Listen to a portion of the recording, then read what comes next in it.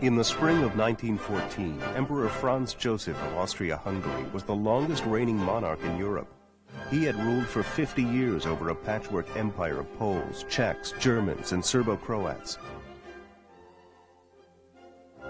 Many in Europe felt that the Austrian Empire was an anachronism, a feeling shared by the small belligerent Kingdom of Serbia.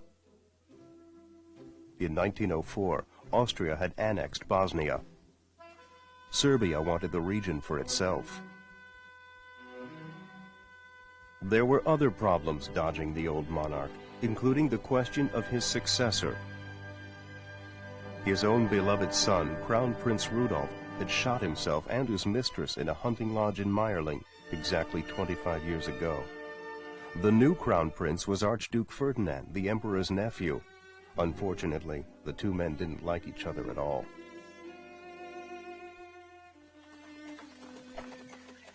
The history of 20th century Europe began on March 27, 1914, when a young Serb named Gavrilo Princip met with two friends in a park in Belgrade, the capital of Serbia.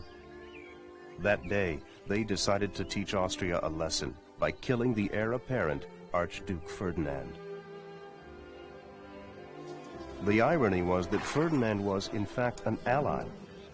He had married for love a beautiful woman named Sophie Chotek. Unfortunately, Sophie was only lower nobility. Their marriage was not recognized as part of the royal line. A rebel himself, Ferdinand sympathized with the Serbs.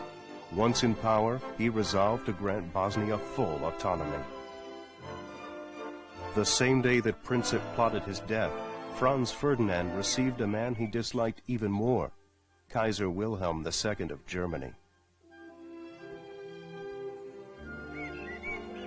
But Ferdinand needed Wilhelm's support when the time came to liberalize the Empire of Austria. The men agreed to meet again after the Archduke's visit to the city of Sarajevo in Bosnia. June 28, 10 a.m. The Archduke and Sophie arrive at the city hall of Sarajevo, rather shaken. A bomb was thrown at them, but they are unhurt. Meanwhile, a crowd is gathering along the Apple Quay. 10:30 a.m. The royal couple is leaving City Hall and boarding their car. Just to be safe, Count Harrach steps on the running board to shield them from more attacks, but he chooses the wrong side. 10:32. The car is approaching.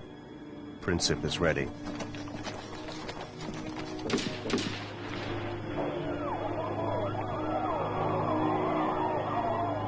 In the melee, Princip is quickly subdued.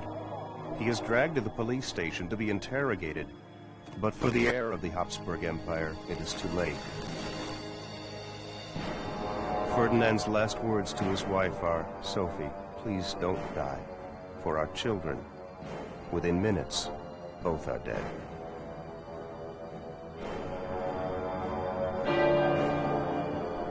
Even before the Archduke is laid to rest, the saber-rattling begins.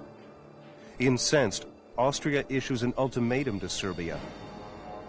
The Russian Tsar mobilizes his troops. In response, Kaiser Wilhelm II calls up his troops. France, arch-enemy of Germany, orders general mobilization. King George V of Britain, bound by treaties, joins the fray as well. Before cooler heads can prevail, all of Europe is at war.